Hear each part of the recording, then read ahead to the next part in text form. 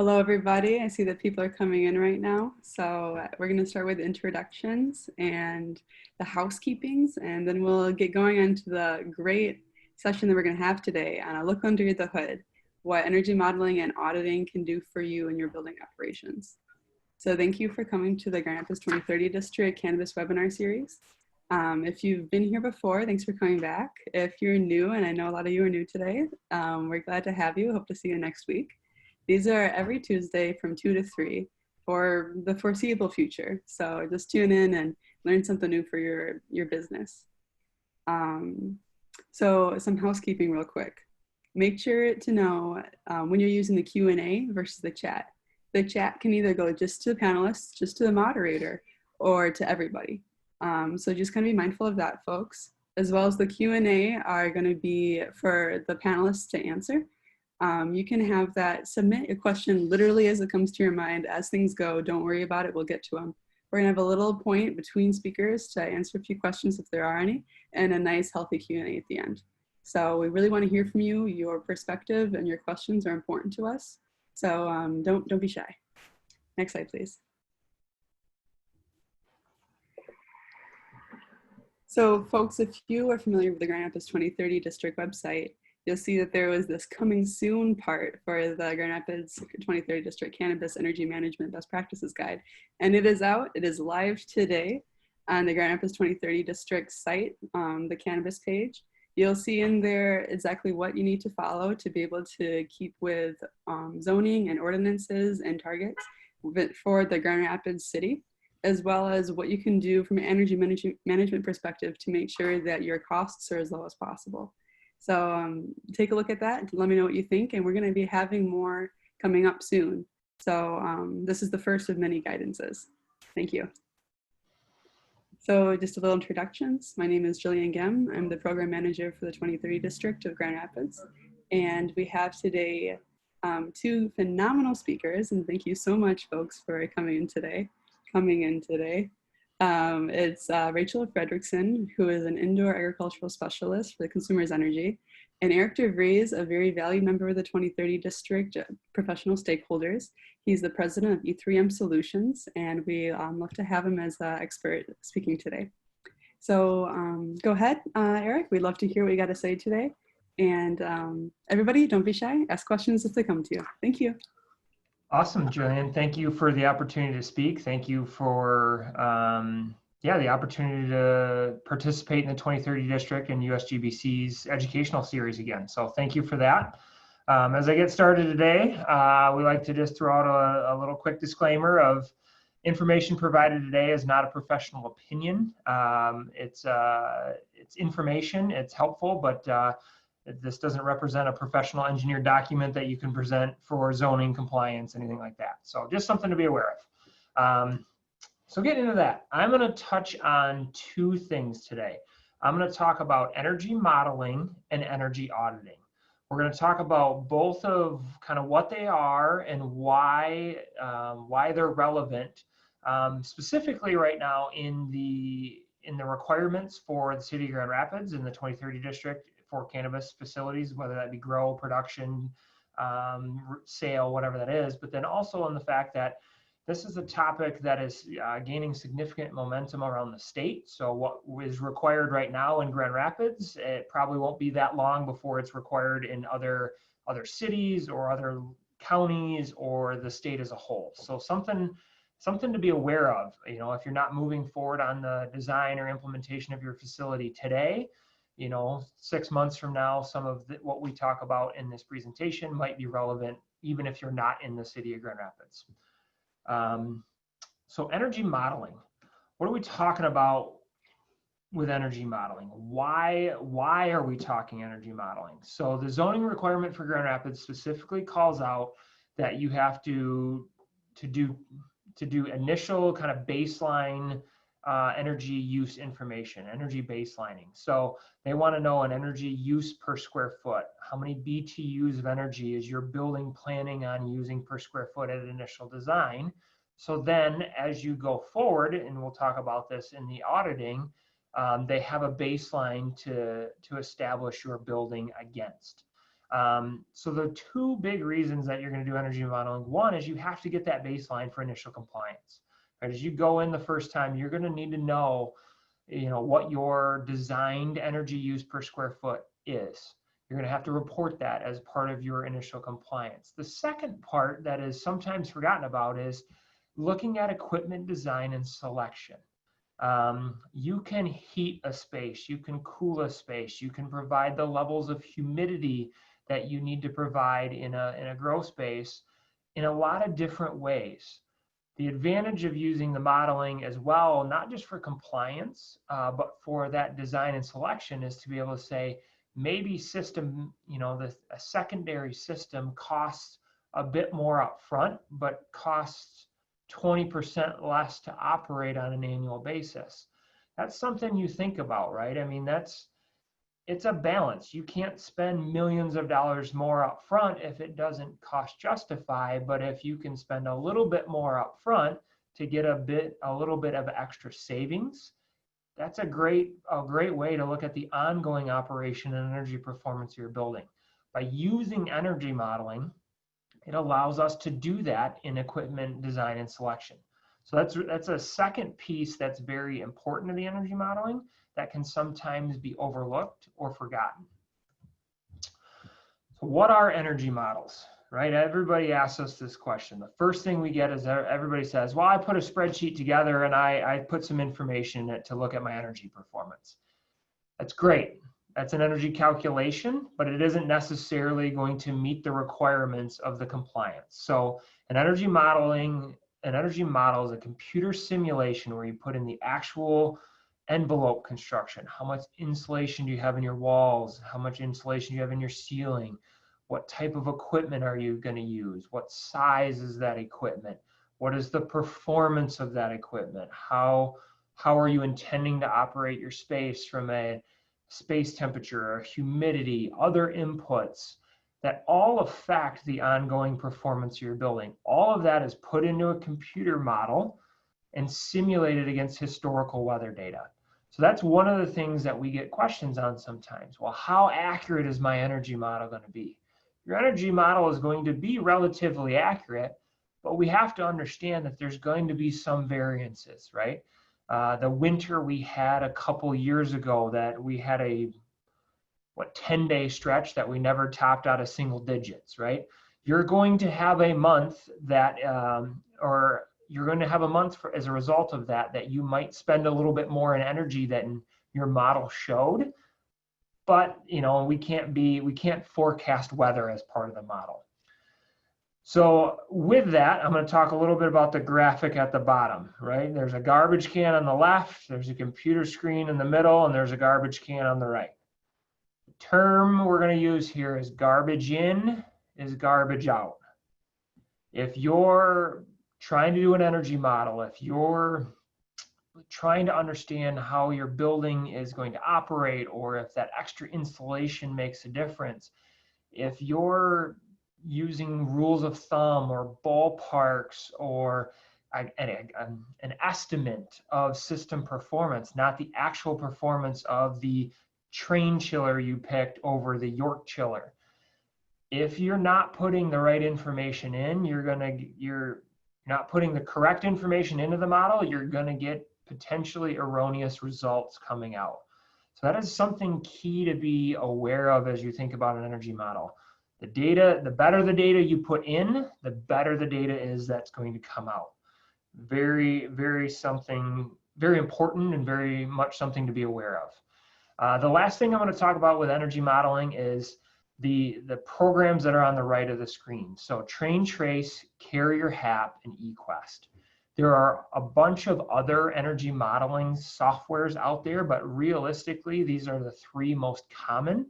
So as you think about if you're in looking at a cannabis facility, whether that to build, to operate, to whatever that might be, if you're writing an RFQ or an RFP, if you're requesting a consultant or a designer, you can list these three energy modeling programs and say, I need the model to be done in one of these three programs because I know one, that's recognized by the US Department of Energy, Two, they're all recognized by Consumers Energy. So when Rachel talks later about the program, there's prescriptive measures, but to be able to show us some other information as well, we want to use a software that is recognized by multiple associations, so that way it's not a computer spreadsheet or some program's first time attempt. There are other programs out there that do a great job, but these are three very common ones. So I wanted to bring those up. So with that, I'm going to shift to, so that energy audit or energy modeling, very much around the initial compliance, around initial design criteria, understanding what your building might look like at design condition and how it might simulate from performance.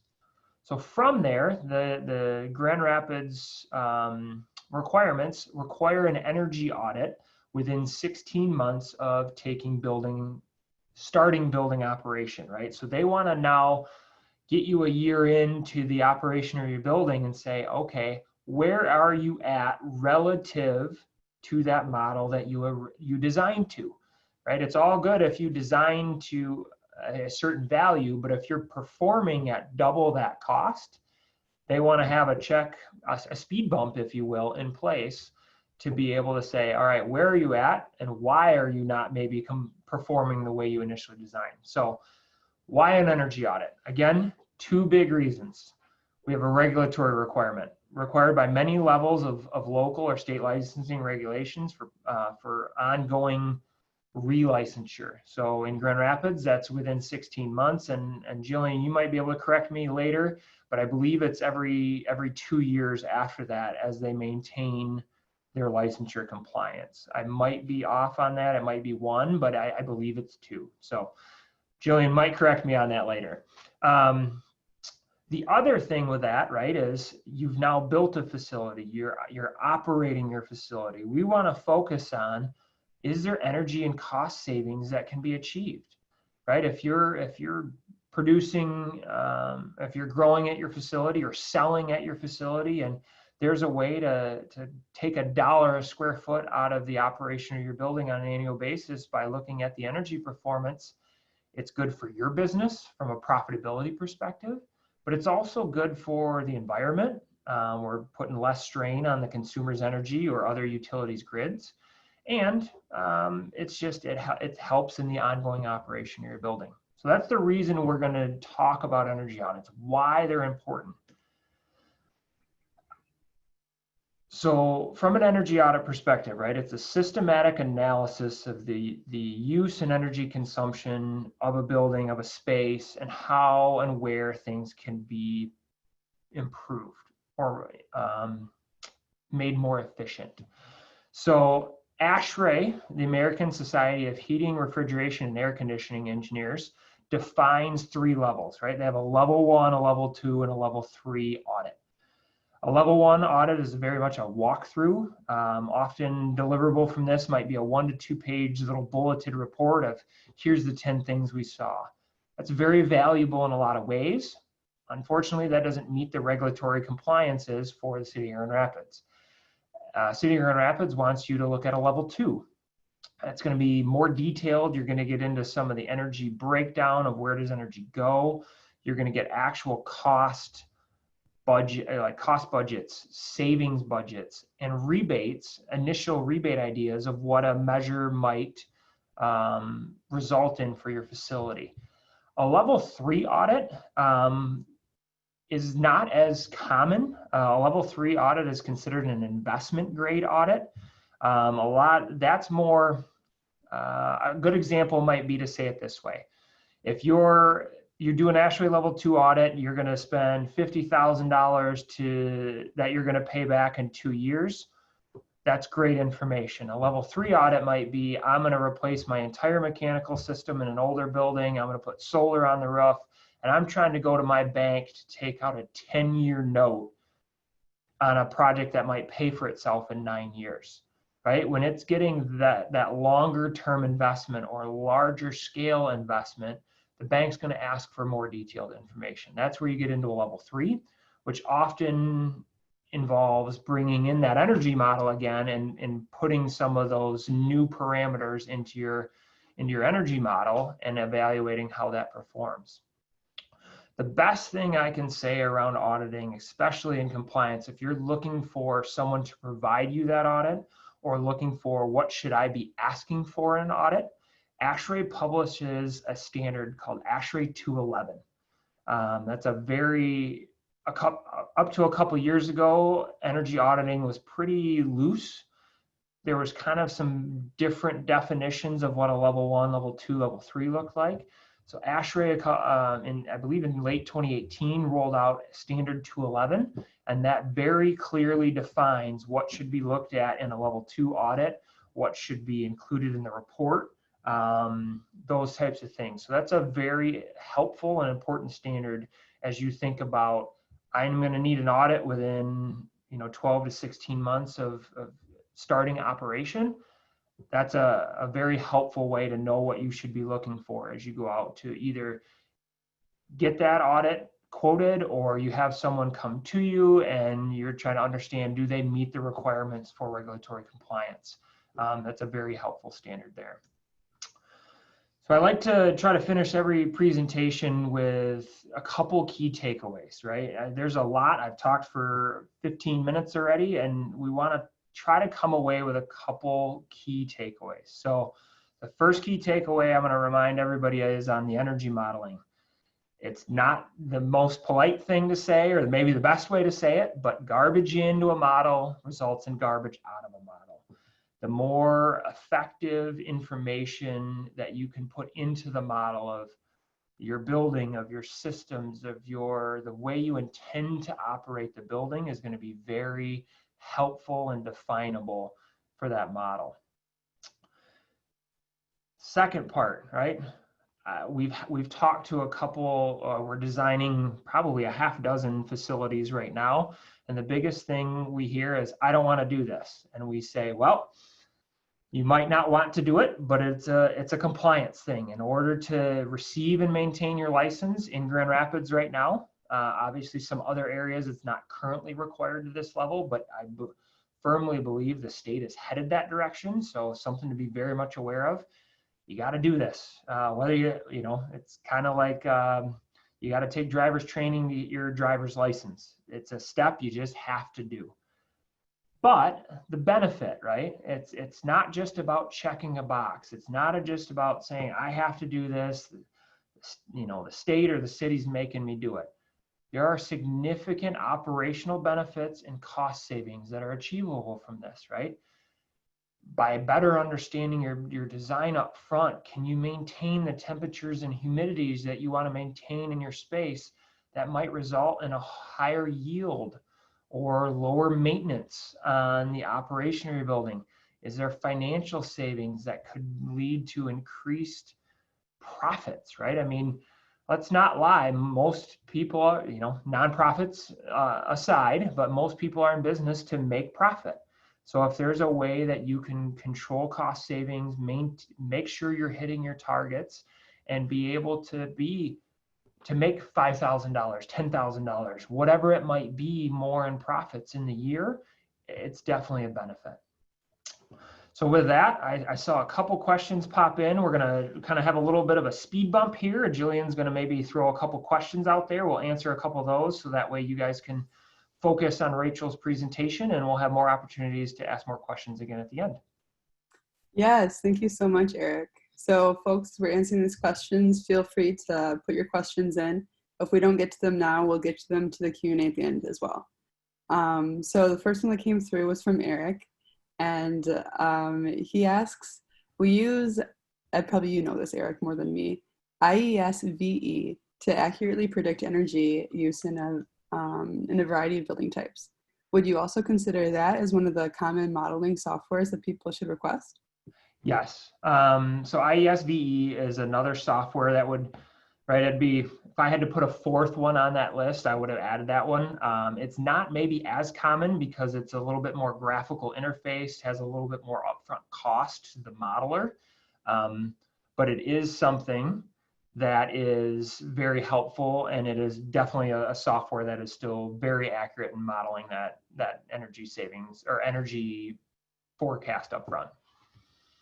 Awesome. And then actually to follow that up, right with Eric was Keith when he asks, will the model receive third-party verification by a quantified certification body?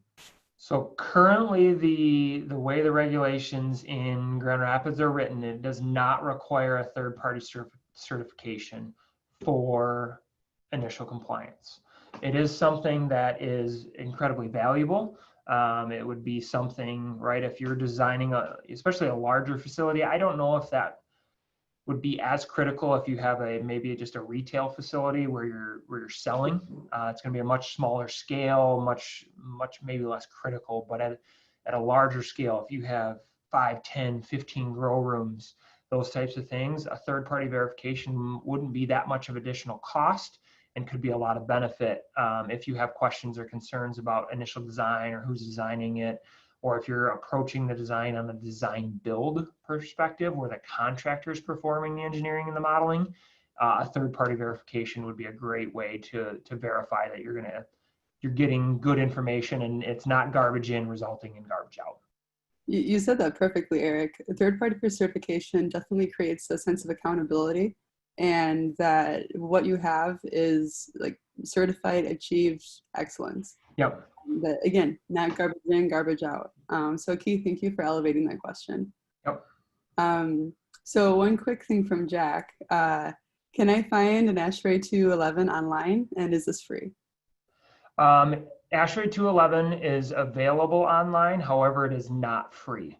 ASHRAE does a really good job of making sure they don't give a whole lot of information away for free, but unlike some of their guidebooks and design standards, ASHRAE 211 I want to say it's 30 or 40 bucks. It is significantly less expensive than some of their other design standards. So it's very effective. Thank you.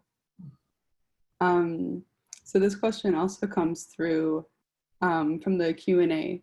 Would the walkthroughs offered by the utilities be considered ASHRAE Level 1 audits? Rachel might be able to answer that more clearly, but from the audits that we've seen from Consumers team, I would definitely define their walkthrough assessments that they do as much more of a level 1, right? It's here's 10 areas that we can see opportunities for savings for you. We do or don't offer rebates for them. They might be low cost, medium cost, high cost. That would definitely typically fall into a level 1 type walkthrough. For sure. Would you agree with that, Rachel? Yes, I would definitely agree with that. We do offer like a variety of the low cost, no cost savings, as well as the higher incentives. But yes, I would say it's more along the lines of a level 1. Awesome. And that's a great place to start, folks, honestly. There's a lot of walkthroughs that are offered through the utilities that are free of charge. And I've sat in on some from our building owners who've gone through them, and I've been very impressed with what the utilities can do through a walkthrough perspective. It is a level 1, but it's a great first start.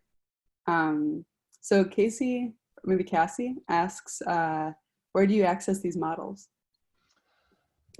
Casey or Cassie, again, not sure how to say that. Sorry.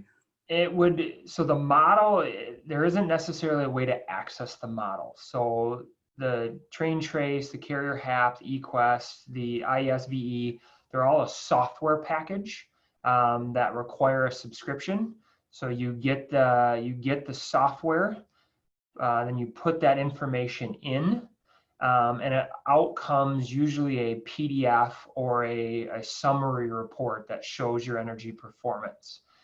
So it's not necessarily that you're going to access that model. It's going to be a software program that you purchase or subscribe to, you put the information into, you build that up, and then the output is typically some sort of PDF report of that energy performance.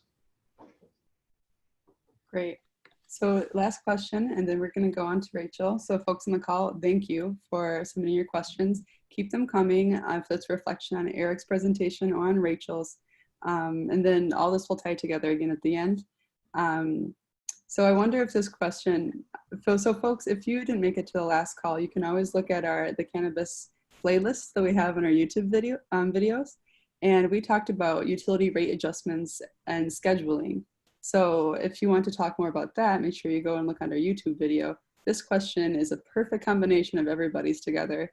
And it's, does ASHRAE audits, we'll do ASHRAE audits, look into the utility rate adjustments? Yes. So one of the line items that would be in a level 2 ASHRAE audit would be procurement analysis, is the way they refer to that. So what rate structure are you on? How do you purchase your gas? What do you pay for those types of things? That is very specifically one of the line items in an ASHRAE level 2 audit. Great. So again, folks, thank you for these 5 questions. Keep them coming. And Rachel, let's turn it over to you to talk about the Business Energy Efficiency Program. Thank you, Eric.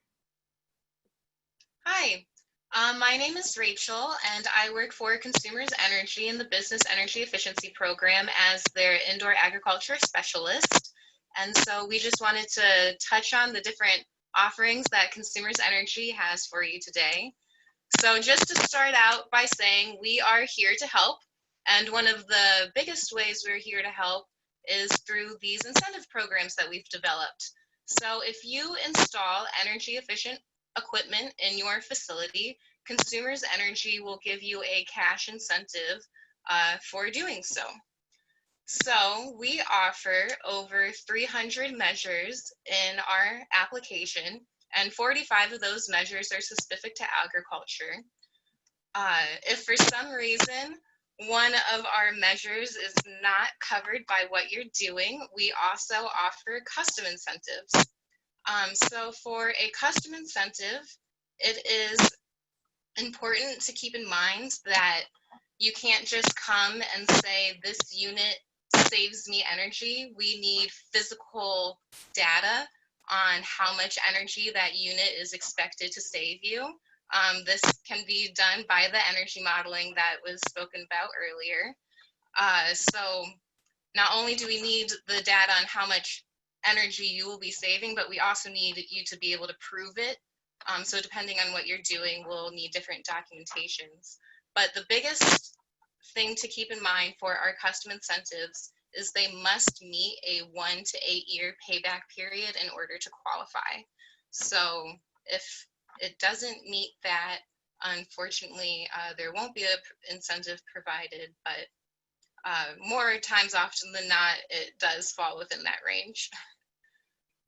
Just to give you an idea of what some of our prescriptive incentives are, if you're installing things like LED grow lighting, interior, exterior LED lighting, high efficiency HVAC equipment, VFDs, lighting controls, items of that nature can be found in our prescriptive incentives. So how exactly do you qualify for an incentive? Well, first, you have to be a Consumers Energy business customer. So you have to actually have you have to be either a natural gas, electric, or combo customer.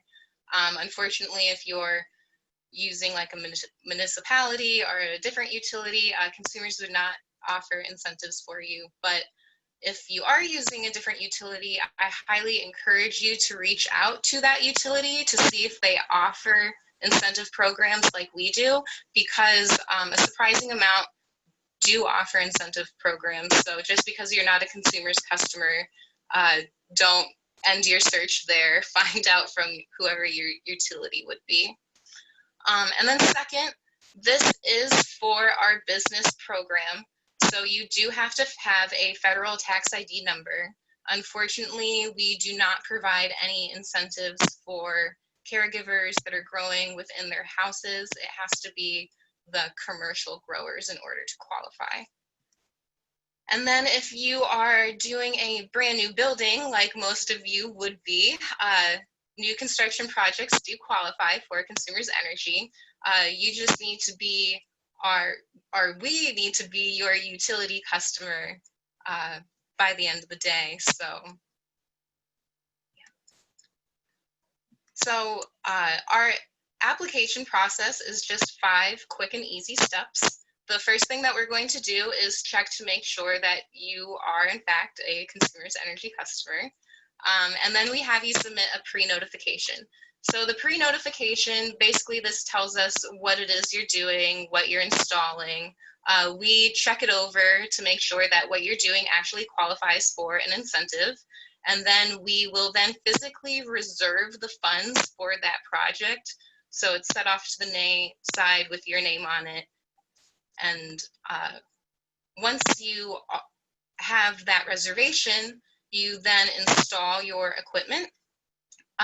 Once everything is installed and up and running, you then submit a final application. And the final application is basically just a signature page saying that you are done with your project, as well as the invoices for the equipment that is receiving an incentive.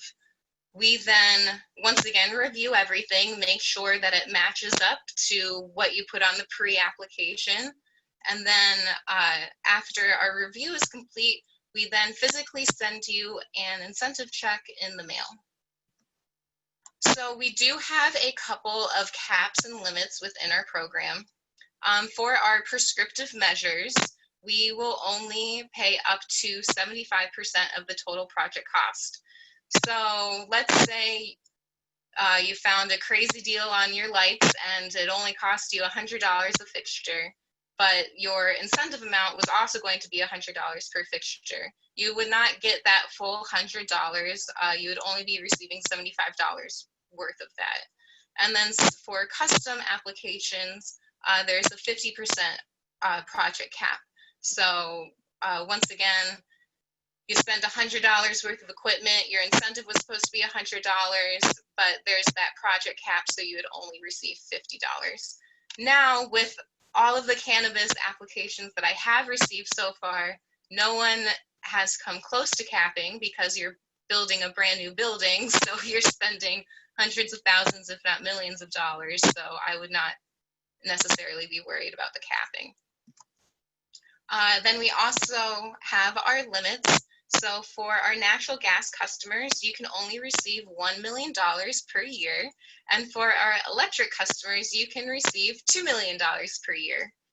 So I encourage you to go for those caps. It would be fantastic if I could give you $2 million a year. If you are an electric and a natural gas customer, you can receive up to $3 million per year. So we'll combine the two. Now, something to keep in mind is the cap is per customer. It's not per location. So if you have 5 facilities, all of the incentive amounts are going towards your limit. So once you hit that $2 million, even if you're still going with other facilities, unfortunately, we'll have to stop doing an incentive for that year. The next year, you can reapply again. So our program effective dates are a little funky. They begin from December 1st and they go until November 30th. The reason why we cut off on November 30th is because we just physically need time to be able to process your final application. It's not just an instantaneous, I got it, you're done.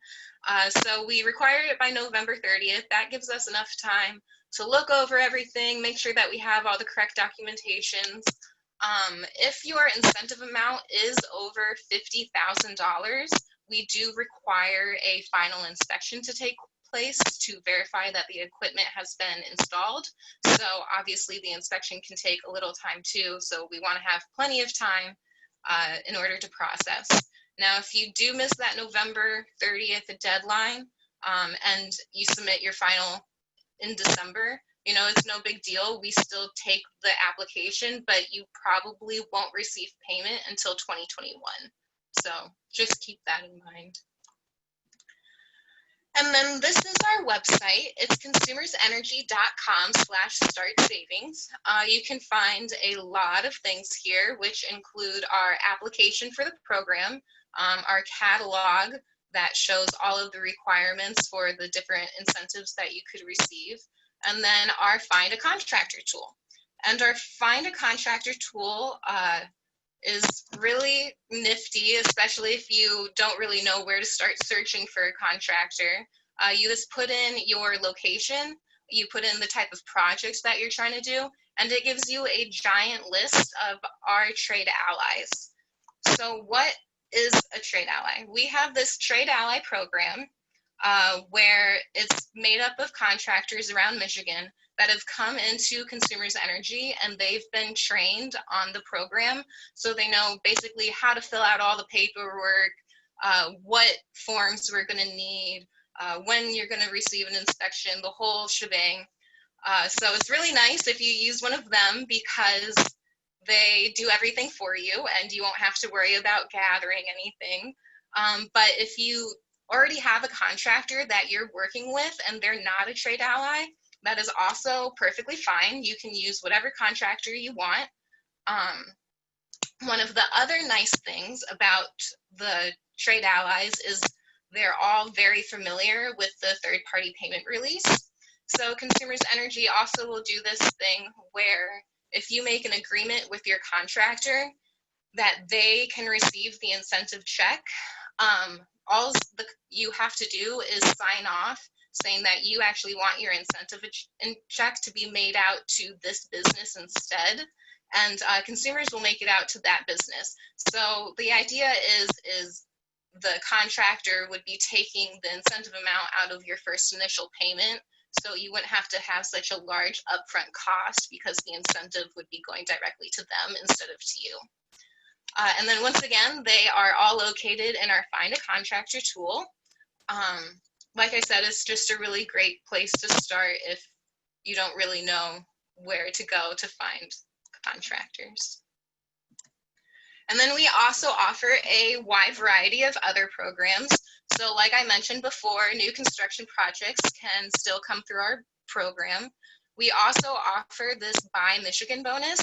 So if you are buying equipment that is made and manufactured in Michigan, you receive a 30% bonus onto your incentive. You know, consumers, we always like to support Michigan businesses, so that's our way of doing so. And then we also have this Steam Trap Express program. So if you have a steam boiler, eventually your steam traps will break. That's just what happens. Depending on the type of trap you need, Consumers Energy could completely replace that trap for free. And if it's a super expensive trap, we'll give you up to $100 per trap. So, and then we also have a network lighting controls program.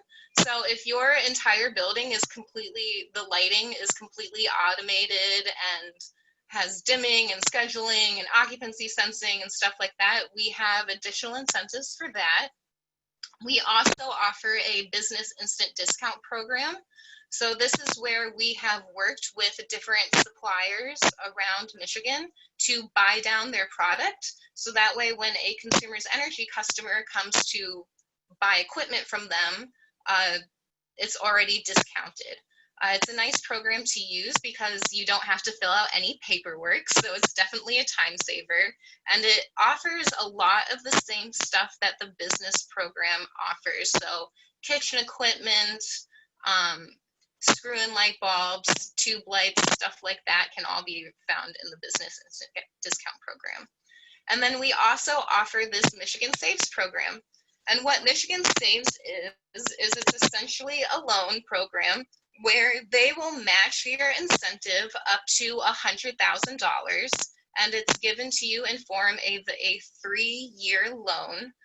Consumers Energy actually pays the interest of that loan during the 3 years, so the customer is only responsible for the principal payment part. And I did check to make sure, and cannabis facilities do qualify for the Michigan Saves program. So definitely something to look into if you need a little extra bump. And I just also wanted to show you some successes that we had from last year. So last year we gave T-Rex Enterprise $121,000 for their new facility. They did LED grow lighting, general interior, exterior LED lighting, high efficiency split units, high efficiency furnaces. And then we also gave Flourish $265,000 for their facility last year. They also did LED grow lighting, interior, exterior LED, high efficient HVAC equipment, lighting controls, the works. So these are real incentives. They can add up very quickly. And I definitely encourage you to look into them. So this brings us to the end of my part. Do we have any questions? Yes, we have tons of questions. And actually, the person from Michigan Saves, like, literally was just on the call, and he texted me. His name's Pat O'Boyle, everybody. He's like, oh, sorry, I got to get off the call, but hey, y'all, it was a great webinar. And then I'm like, hey, you just got a shout out. And so he asks that I post his direct contact in there. If anybody wants it, go and email me wanting his email, and then I'll make an introduction for you folks, okay? So to start it off, so we're going to start at the top. Does your incentive custom, oh, maybe this was put a little early. Does your incentive custom limits have a time limit? You know, 1 year, I think it was, Rachel. So if I hit the cap in my current portfolio, does that mean that a new building couldn't get incentives? So if you hit the cap this year, for the $2 million, then this year you could no longer receive incentives, but this year is going to be over in about 4 months. So you will be able to qualify for those incentives next year. Good answer, Rachel. Brad asks, can this incentive be applied to high efficiency product in the build phase? Yes, great question. So we understand that a lot of you guys build in phases, and we will also go with you in phases. So however many times a year you are doing a build, you can submit over and over again. If I get 4 applications from you in a year, perfect. I guess this is a personal question. Is there like an expiration date on something? Can they like backlog something to send to you? So that comes on a case-by-case basis. If it's within 60 days, there's a very good chance that we'll still be able to provide an incentive. But if it was done months and months and months ago, probably not. And all this really depends on what it is you're doing, how much the incentive was, that kind of thing. But please feel free to reach out to me if you have just done something. And I can try and get us an exception and get you paid anyways. That's awesome. Rachel, you seem like the bee's knees. So this is a question from an anonymous. So what happens if I apply for incentives outside the program effective dates? So it just gets rolled into the next program year. Okay. The only thing that you need to keep in mind is if that incentive changed from this year to next year, you would qualify for the next year's rates. So if the incentive changed, your incentive will also change. And probably also sometimes new incentives get added too, right? Every year? Yes, yes. Right. Do you have any like in the grapevine predictions of what 2021, oh my gosh, will hold? Well, I'm happy to say that we were approved for our standalone dehumidification measure for 2021, so that will be a part of next year program, which is fantastic. We're hoping to get a couple of other measures approved, but they're still like being looked at right now, so I don't want to say if they get approved or not. For sure. We'll be on the edge of our seat, Rachel. Yeah. Okay, so that's great about the standalone dehumidification. Congrats on that one. Thanks. So Jack asks, do I have to own the building to get the incentive? You do not have to own the building to receive the incentive. You just need to be the account owner. So if you're like renting a building, that's fine. We will, however, need the building owner to sign off saying that it's okay for you to basically receive the incentive. I've never had a problem with a building owner signing off saying that they need to receive, that you can receive the incentive. So I would assume you should be good to go. And then Then also on that question, has a building owner ever been the correspondent to you on behalf of their tenant? Yes, yes, that has happened quite a few times. Sometimes, the building owners, they just want to make their building better so that way, they can rent it for more money essentially. Right. And so, yeah, they've definitely come through the programs to upgrade their buildings too. Jillian, I'll jump in on that one Yeah, too. We've seen it several times where landlords will participate in the program and use that as a tool to help in lease renewal or in new lease creation, that the building owner might do an upgrade prior to someone moving in as an incentive to help to get them to move to lease that space or renew their lease in that space. So that is definitely something that's pretty common. Do you have like a percentage ratio? You think what tenants talk with you versus what landlords would talk with you? It's still very much more tenants Yeah. because a triple net lease, they'll still be responsible for the Yeah. bill. But yeah, it definitely does happen, but it's much more common that it's the tenant. Yeah, that's a good point. So for folks on the call, you know that you are allowed to send early bird questions ahead of time. If there's a question that's burning that you really want to know, we send that ahead of time to the presenters to incorporate that into their presentations or for them to have context of what your curiosities are so they can best answer your questions and your needs. So folks, for next month, not next month, next week, feel free to send them in. One question that is from the early bird list is pertaining to the energy code. And what does the Michigan Energy Code say regarding energy audits and modeling? To anybody, I guess. All right, Oh, sorry, I had to get myself unmuted, so yes. I was that guy. So the Michigan Energy Code, the ASHRAE 90.1 2013 that represents our Michigan Energy Code, does not really have any regulations around energy auditing. That's why I brought up that ASHRAE 211 standard. That would definitely be the direction to go for that. The Energy Code does not have any guidance on that. However, on the energy modeling side, there is what is called Appendix G. That is the guidance at the end of the ASHRAE standard on energy modeling. So kind of what information needs to go into a model, how it needs to be simulated, those types of things. The Michigan Energy Code adopted ASHRAE 90.1 2013, and there is an Appendix G in the back of that standard that defines the procedure to energy modeling. And where would they be able to find Appendix G? It is literally the last probably 15 to 20 pages of that standard. So if you purchased a print copy or a digital download copy of the ASHRAE 90.1 2013, that is the Michigan Energy Code, that'll have that. It'll be the last 20 to 30 pages of that book.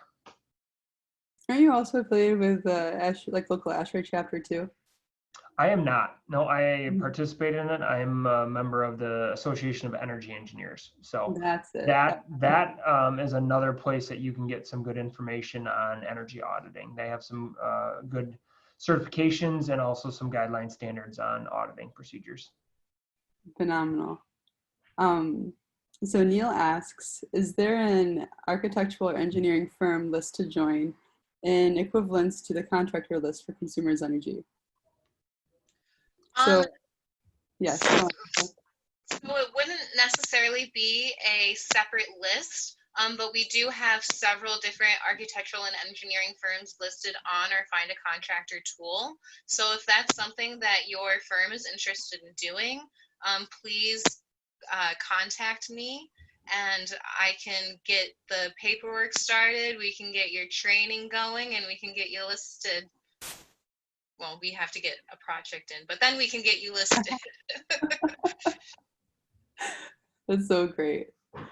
So Neil, if you have a follow-up question to that, please feel free to post something again. So we have here, so have a lot of growers been taking advantage of this incentive program? Do you have an example of what types of incentives most growers have been using? So, Rachel. yep. So this portion of the program opened up last September. So we've been going for almost a year now, and we've had around 60 growers participate in the program. Our most common and our big ticket incentive item is for LED grow lights. Almost, I would say, at least 85% of the applications have had LED grow lights on them. After the LED grow lights, the second most common will be the HVAC equipment. And then we look at your general interior, exterior lighting. Those are the three most common items. But we also offer stuff for laboratory fume hoods, kitchen equipment.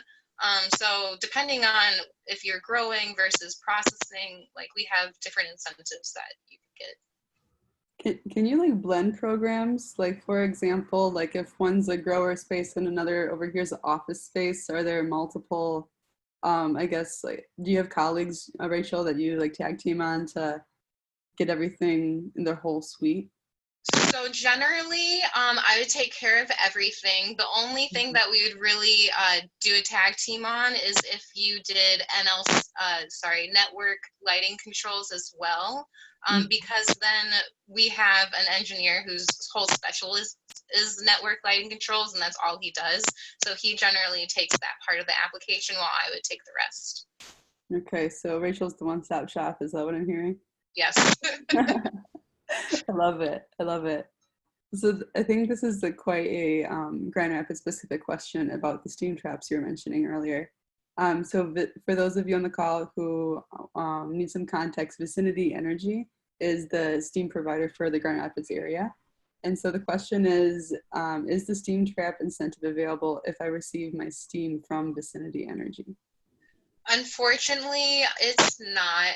You would have to be getting your steam from consumers. So I will try to answer it. So outside of consumers, a lot of other utilities have their own programs very comparable to consumers. So they may offer an incentive. It may be a different dollar amount, and it would definitely be a different application process. If you send that application to Rachel, she's going to smile, say thank you, and point you in a different direction. But a lot of utilities do offer their own programs. So if you're on Lansing Board of Water and Light, Holland BPW, if you're on DTE, if you're on Great Lakes Energy, a lot of them, really all of them, have their own programs with different incentive levels, different incentives that they offer. I am not aware that Vicinity has a program because the way that steam, they do that, it's kind of a unique utility. Yeah. I'm not aware that they have a program. But I could be wrong. I would recommend going to their website. That would be definitely the place to look. Whether it be Save Energy, search rebates, something like that. If you go on really about any utility's website, you can find some of those keywords and try to navigate to their programs.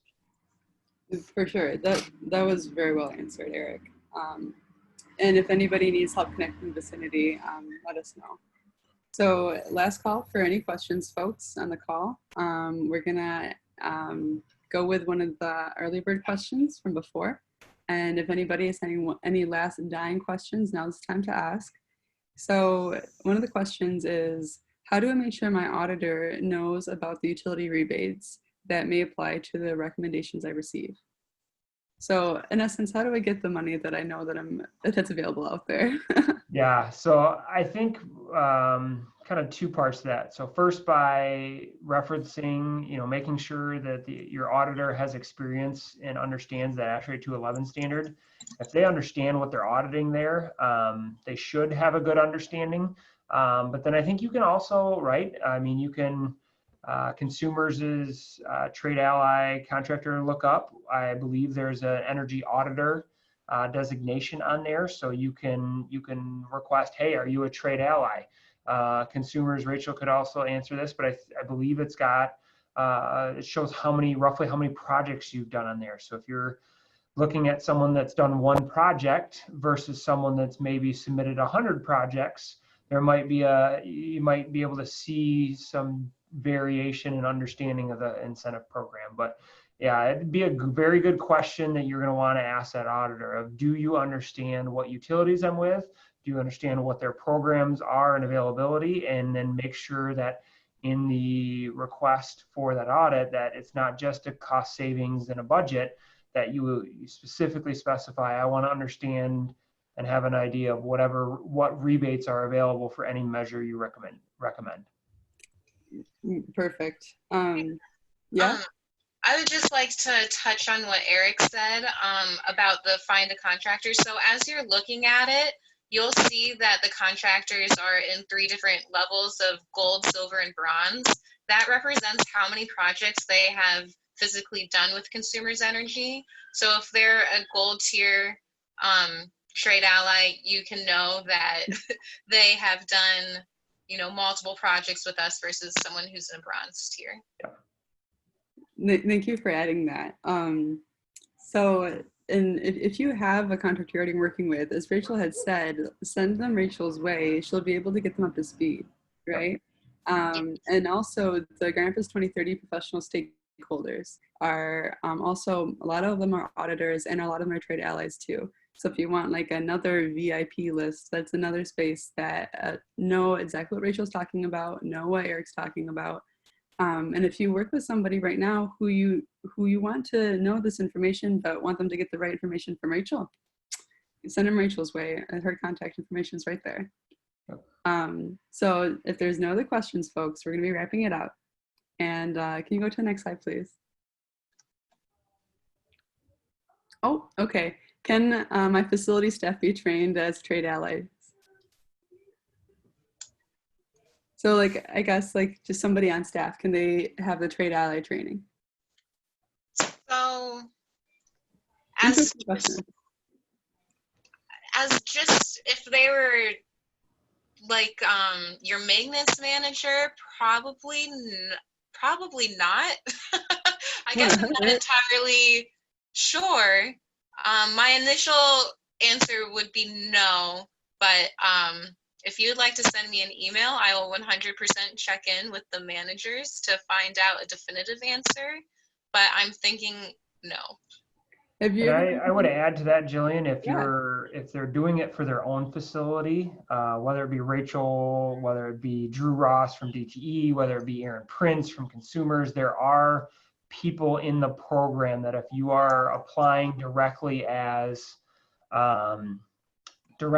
the end user, they will provide you assistance, right? It's not, they're not going to leave you flapping in the breeze to figure it out on your own. They want to help you. So if you don't necessarily have to go through the training that we might have to as a trade ally, but there are tools and specifically people that will walk alongside you. Right. Yeah. Well put, both of you. It seems like the font has gotten a little funky here. So let me read what's happening next week, folks, for you. It's comparing HPS to LED lighting side by side in Michigan indoor grow and why LED won. And as Rachel said, there's a lot of incentives going forth for LED grow. And from the information that I've read before, it seems like there was a worry if LED can sustain the same yields as the other light bulbs can. And maybe Eric, you want to add into this, but I think it's that we're going to have a grower and a technology speaker on why LED next week won in this whole side-by-side comparison. Yeah. Eric, did you want something to add? No, I know that really gets down into wavelength and color of light and that kind of thing. So you can control that a lot more with LED. So outside of the energy savings, there's other value in it as well. And I would highly encourage people to come back next week because it's pretty in-depth topic, but it's also a very informative and helpful topic. Exactly. So I'll see you next week, folks. It sounds like everybody in the call and you folks there too. So remember to come back next week. Also, there's going to be a survey coming up, and we really care that what you say in that survey. We want to know what you thought about this webinar as well as what you want to see more of. Because what you want to see more of, we do line that up for you. We do that in our Healthy Building webinar series. We do that in this one as well. Thank you to our visionary sponsors. Is the webinar going to be available for viewing? Yes, thank you, Brad. It will be. Brad, it's going to be available on our playlist on our YouTube page, as well as posted on our websites, as well as sent to you in the email twice. So there'll definitely be opportunities for you. So thank you folks for being on the call today. And thank you, Eric and Rachel, so very much for speaking with us today. Have a great day, everybody.